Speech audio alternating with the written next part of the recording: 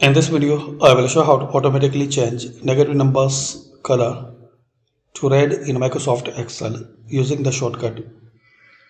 So select entire sheet by clicking here, then Alt H, then press L, again press L, enter.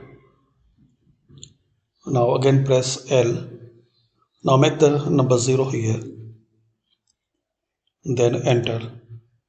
So now in this entire sheet, if you write the minus or negative number, so color will be changed into red.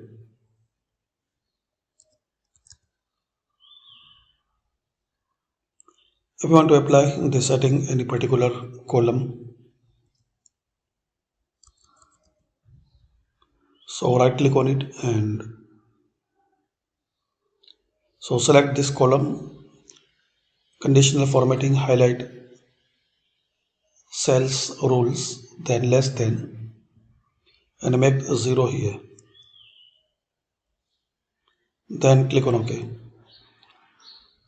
Also you can change color formatting like green fill with dark green text, then click on OK. So red, green or any your desired color. Thanks for watching.